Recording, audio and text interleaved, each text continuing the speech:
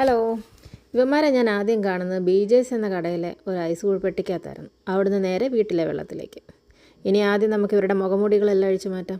അതെല്ലാം അഴിച്ചു മാറ്റി നട്ടലിൻ്റെ സ്ഥാനത്തുള്ളൊരു നാരുമുണ്ട്, അതും പെറുക്കിക്കളഞ്ഞ് കുളിപ്പിച്ച് കുട്ടപ്പന്മാരാക്കി നമ്മൾ പാത്രത്തിലേക്ക് മാറ്റി. ഇനി മേക്കപ്പ് ഇടാം. മുളക് പൊടി, മഞ്ഞൾപ്പൊടി, ഉപ്പ്. മേക്കപ്പ് ഇട്ട് കുറച്ച് നേരം മേക്കപ്പൊക്കെ പിടിക്കാൻ മാറ്റി വെക്കാം. ചെമ്മീൻ ചാടിയ മുട്ടോളം പിന്നെ ചാടിയ ഫ്രൈയിങ് പാനിലേക്ക്. അവിടുന്ന് നല്ലോണം ഫ്രൈ ചെയ്തെടുക്കാം. ഫ്രൈ ചെയ്ത് മാറ്റിയ ശേഷം അതേ എണ്ണയിലേക്ക് കടുകിട്ട് പൊട്ടിക്കുക. പിന്നെ കുനുകുന അരിഞ്ഞ ഇഞ്ചി വെളുത്തുള്ളി ഇട്ട് നല്ലോണം വഴറ്റുക. വീണ്ടും കുനുകുന അരിഞ്ഞ ചെറിയ ഉള്ളി ഇട്ട് നല്ലോണം വഴറ്റുക.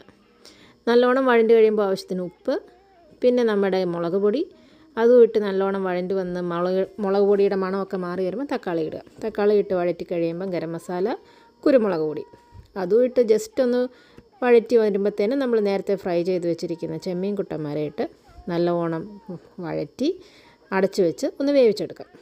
അതിൻ്റെ വെള്ളമയവും എല്ലാം ഒന്ന് മാറി നല്ല റോസ്റ്റ് ആവുന്നോടം വരെ നമുക്ക് വേവിച്ചെടുക്കാം. ഇനി ചൂടോടുകൂടി നമുക്കൊരു പാത്രത്തിലേക്ക് മാറ്റാം. ചപ്പാത്തിയുടെ കൂടെയോ ചോറിൻ്റെ കൂടെയോ എന്തിൻ്റെ കൂടെ വേണമെങ്കിലും കഴിക്കാൻ പറ്റിയ ചെമ്മീൻ റോസ്റ്റ് റെഡി. അപ്പോൾ എല്ലാവരും ഒന്ന് ട്രൈ ചെയ്തിട്ട് അഭിപ്രായം പറയണേ. അപ്പോൾ ശരി, ബായ്.